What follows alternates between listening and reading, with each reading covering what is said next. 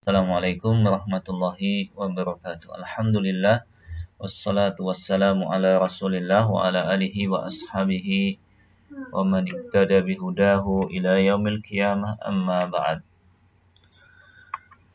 Saya santri dan santriwati rahimakumullah, kita lanjutkan pada pembahasan kita di tajwid daras ke al-hadi asyar, pelajaran ke-11 tentang al-wuquf. Wuquf jamak dari al-waqfu. Apa itu al-waqfu? Waqaf huwa sukut anil qira'ati zamanan yutanaffasu fihi 'adatan. Diam dari membaca pada waktu tertentu, di mana seorang mengambil nafas menurut adat kebiasaan. Jadi seorang berhenti dari membaca dalam waktu sejenak dengan mengambil nafas. Bainama as-saktu yakunu bila tanaffus zamanan aqallu min zamanil waqfi. Berbeda dengan saktah. As-saktu di mana kalau saktah itu tanpa mengambil nafas dan waktunya lebih sedikit daripada waktu wakaf. Wal qat'u huwal insirafu 'anil qira'ati. Adapun al-qata' itu adalah berhenti dari membaca. Insiraf artinya berpaling, maksudnya seorang berhenti membaca, di mana dia tidak melanjutkan kembali bacaannya. Was-sunnatu an taqifa fi nihayati kulli ayatin wa tatanaffasa fi al-waqfi. Tsumma tushra'u fil ayati allati ba'daha. Yang disunahkan adalah seorang itu wakaf pada setiap akhir ayat, dan dia bernafas dengan bentuk wakaf. Jadi dia mengambil bacaan wakaf, bukan saktah ataupun qata'. Kemudian dia segera membaca ayat yang setelahnya. Hakadha kana yaf'alu Nabi sallallahu alaihi wasallam. Demikianlah yang dilakukan oleh Nabi sallallahu alaihi wasallam. Fa kana yaqra'u alhamdulillahi rabbil alamin wa yaqif, berhenti, ar-rahmanir rahim wa yaqif, maliki yaumiddin wa yaqif ila akhirih.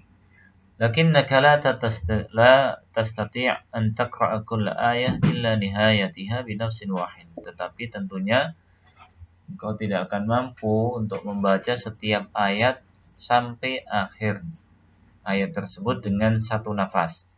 Lidzalika la budda minal waqfi fi awasiti al-ayat wa khasatan al-ayatut tawilah.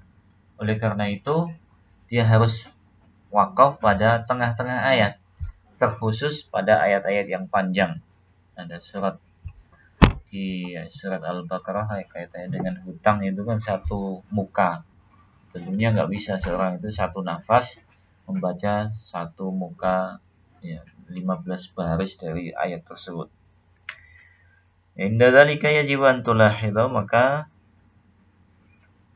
ketika keadaannya demikian wajib untuk kita memperhatikan hal-hal berikut. Yang pertama, tamamul makna fi al-kalimatil lati waqafta 'alaiha. Kalau kita wakaf harus sempurna makna pada kata yang kita wakaf padanya. Contohnya, huwal hayyu la ilaha illa huwa fad'uhu mukhlishina lahuddin. Alhamdulillahi rabbil alamin. Walau waqafta ala kalimat ad-din sahha dzalika. Kalau kita wakaf di kata ad-din, maka ini benar wakafnya. Li'anna al-ma'na tamun mufidun, karena maknanya sempurna dan memberikan faedah, bisa diketahui arti dan maknanya. Wa ma ba'dahu la yata'allaq bih. Adapun yang setelahnya tidak berkaitan, bal huwa bidayatu ma'na mustaqil. Tetapi itu adalah bidayah, awalan, permulaan makna yang bersendiri. Maknanya berbeda dengan, atau maknanya bisa diartikan sendiri. Nah, kemudian yang kedua ada muta'alluqil jumlati allati ba'dal waqf bil jumlati allati waqafta 'ala nihayatiha. Kalimat itu tidak ada kaitan dengan setelahnya. Ya, di mana yang kita wakaf padanya. Amma idza ta'allaqat falam tubda biha. Kalau ada kaitan maka tidak boleh kita mengawali dari kata yang setelah kita wakaf padanya. Bal tasiluha bima qabl, tetapi dia harus menyambung dengan yang setelahnya, sebelumnya. Contohnya alhamdulillah, jumlatun tammatil makna, kalimat yang sempurna maknanya. Lakin la yanbaghi an tabda bil jumlatil lati taliha. Tetapi tidak boleh engkau mengawali dengan kalimat yang setelahnya, rabbil alamin, ya.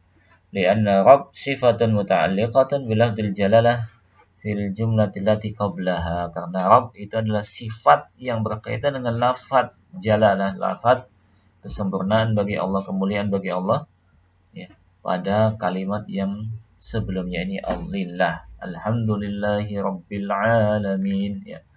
Wa yanbaghi hina idzan tu'ida qira'at al-ayah wa tasil al-jumlataini bi ba'dihima. Ya, maka harus kita, ya, ulang bacaan ayat tersebut dan menyambung dua kalimat satu dengan yang lainnya. Contohnya, jadi kita baca, ya, alhamdulillahi rabbil alamin, ya. Kalau kita baca alhamdulillahi rabbil alamin, wa hakadha tulahidu annaka likay tastati'a an ta'ayyana al-makan al-munasib lil waqfi aw al-ibtida' yajibu an tulahid al-ma'ani wa tafhamaha, wa ma'rifatul waqfi mabniyatun ala ma'rifatit tafsiri. Demikianlah. Engkau harus apa? Memperhatikan supaya mampu untuk menentukan mana letak yang cocok untuk kita wakaf dan ibtidak padanya. Wajib engkau memperhatikan makna dan memahami makna ayat-ayat.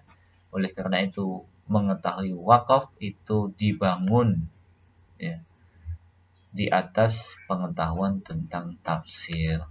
Nah, ini pembahasan yang perlu diperhatikan. Jadi seorang itu mengetahui wakafnya dan ibtidaknya benar atau tidak itu kalau dia mengetahui tafsir.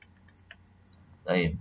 Rumuzul waqfi, pembahasan berikutnya adalah rumus, ya, tanda-tanda wakaf pada mushaf, ya.